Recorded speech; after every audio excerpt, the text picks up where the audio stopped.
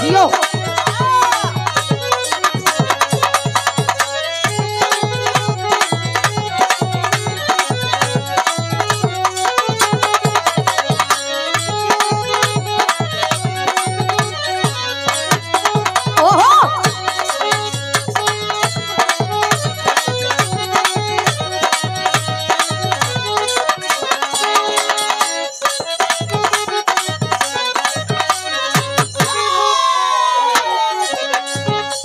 कोनो मेहरारू को मरद प्रदेश में बड़न दुल्हन फोन करके शिकायत करत तारी कह तारी की का हो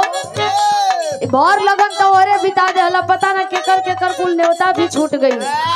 आई होता तो कम से कम न्योता तो हो गई होई। दुल्हा कहता कि घबरा जन हम आई तनी सबर कर लेकिन दुल्हन कहलस का कहलस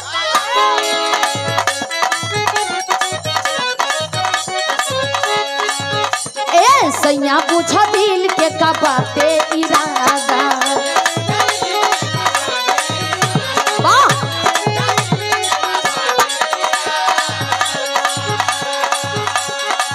अरे कहता नहीं कम बात बुझली हो ज्यादा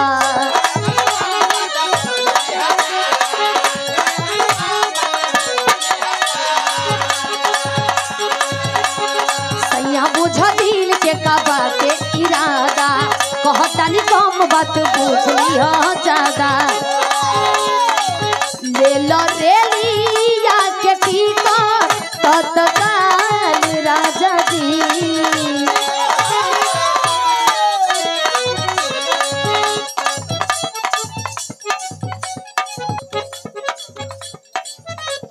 और ये अंकित सोनकर जी आप जी के द्वारा ये सुंदर पुष्पहार के साथ ये सुंदर गुलदस्ता के साथ 100 रुपया दे करके नवाजा गया। बहुत बहुत धन्यवाद है।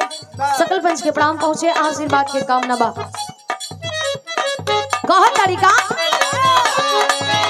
अरे सैया बुझो दिल के का बाते इरादा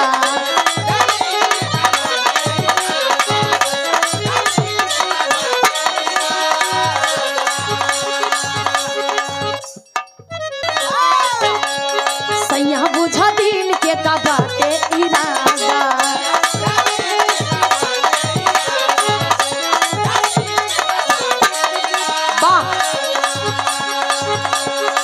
कहता नहीं कम बात बुझली हो ज्यादा।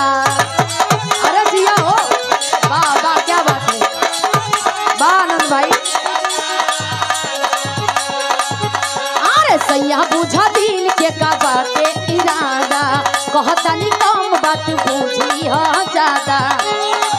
ले लो रेलिया के टीका तत्काल राजा जी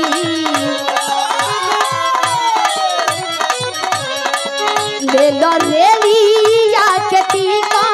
तत्काल राजा जी हई गुलाब जामुन भई बाटे गाल राजा जी हई गुलाब जामुन भई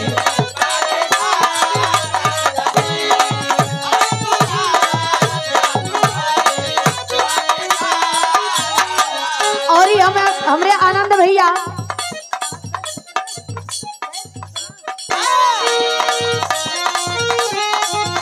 दुल्हन एक बात और कहतड़ी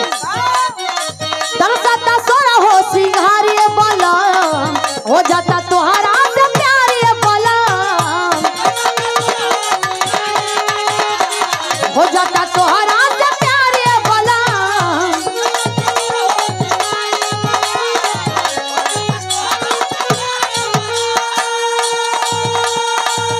ए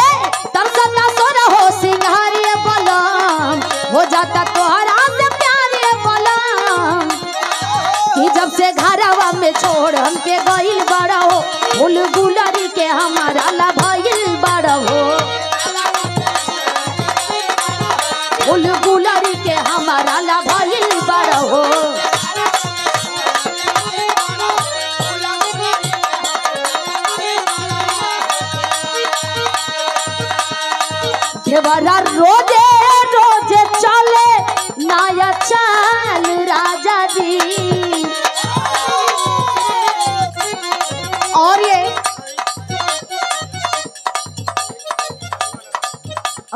देवरा रोजे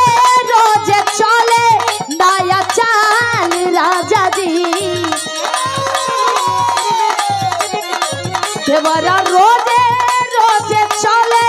नया चाल राजा जी हई गुलाब जामुन भइल बाटे गाल राजा जी हई गुलाब जामुन भइल बाटे गाल राजा जी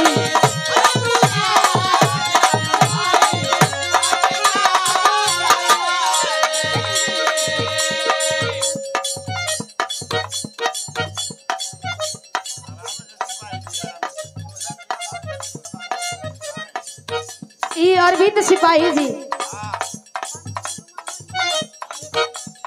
पीठापुर से अरविंद सिपाही जी बड़ा और वह सुनीला हमर गाना के बड़ा स्नेह भी देहिला और वह वतन के सजग प्रहरी भी है देवरा रोजे रोजे चले नया चाल राजा जी देवरा रोजे रोजे चले नया चाल राजा जी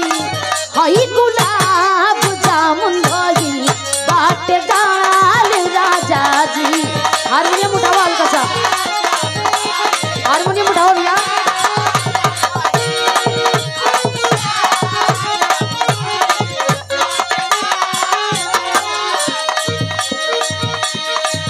नहीं नाचब पलाई मचा मोच को